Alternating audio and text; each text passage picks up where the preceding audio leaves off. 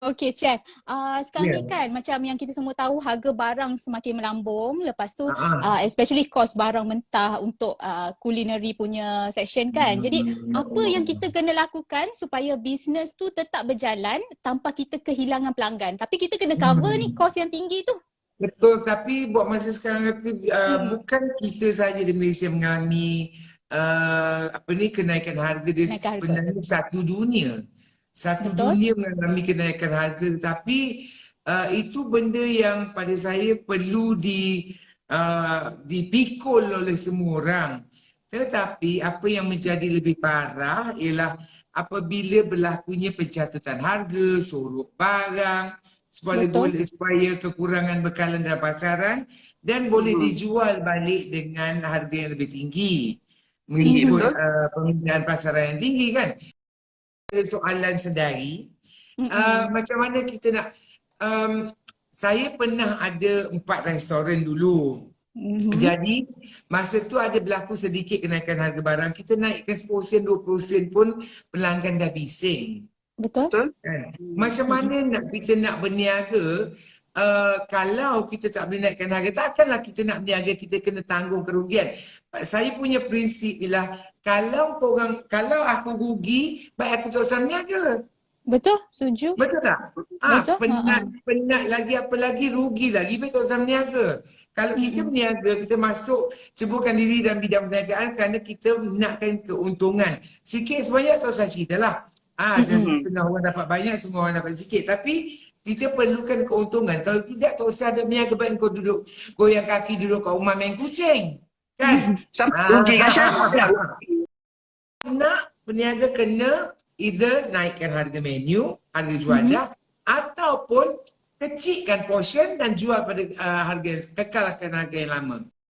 Usahawan kan Chef, bila usahawan sekarang, bila orang kata bila lepas pandemik je, mostly ya adalah yang tak ada kerja dan sebagainya, diorang terpaksa join business sebab that's the Yes. only thing yang diorang boleh Terpaksa buat join business. kan, boleh buat bisnes. Alah, dah tak dapat kerja banyak daripada pandemik, diorang kena buat kerja, diorang kena buat bisnes, especially dalam bisnes Betul. masakan. Tapi mostly ramai Ha. yang gulung tikar.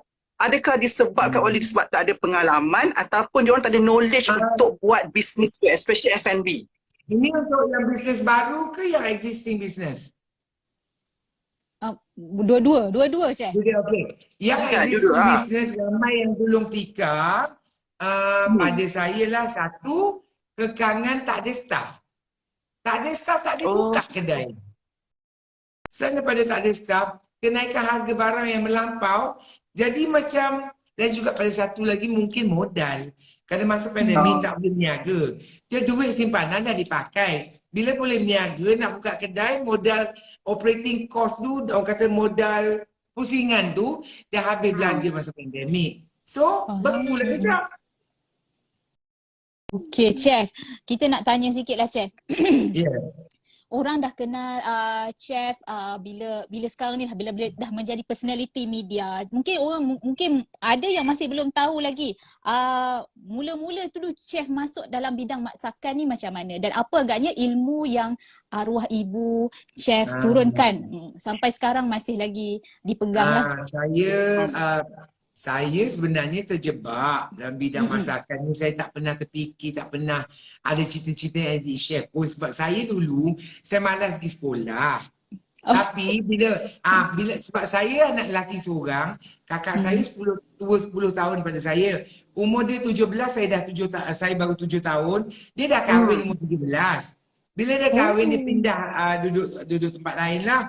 So saya tinggal dengan arwah nenek, mak kerja. Arwah mak Okey. kerja. Jadi bosan nak buat apa. Dapat basikal kecil, saya terbalik ke basikal tu, saya pulas saya dia, feeling buat ais ABC. Besok ABC lah. Kan budak-budak kuat berangan kan. So yelah. berangan buat ABC. Jadi kadang-kadang masa umur 7-8 tahun gitu, nak goreng keropok. Saya orang Terengganu, jadi keropok tu biasa adalah keropok keping tu kan, saja adalah kat rumah. Dan senang goreng. Dulu, jelah saya kecil, lepas tu dapurnya tinggi, plus dapur masa tu pakai dapur minyak tanah siap kupu-kupu tu. You all pun tak pernah tengok kot. Tak benar. Tanah kan? Benar. Minyak tanah Google, minyak tanah siap kupu-kupu. Kebanyakan orang Melayu kampung, tak Melayu Cina pun, akan pakai brand tu lah. Dia terbalikkan minyak tanah dalam balang kaca, terbalikkan, lepas tu cucur api. Itu kena ada skill tu. Lepas tu, saya paksa arwah nenek saya cucur api, kalau tak reti cucur sendiri, tarik kursi meja makan, berdiri goreng keropok. Goreng keropok, nak makan, mak kerja ni, arwah nenek bebel lah. Kau nanti kena minyak, nanti mak kau bising aku pun dah apa. Tapi degil. Pukul 5 juga siap, bawa ke ruang tamu, Tok. Itu orang Terengganu, kalau nenek panggil Tok. Kalau lelaki, Atok, kita panggil Tok Kim. Atok, mari. Sama naik, dia duduk kat ruang tamu, cicah sos. Tadi bebelkan aku.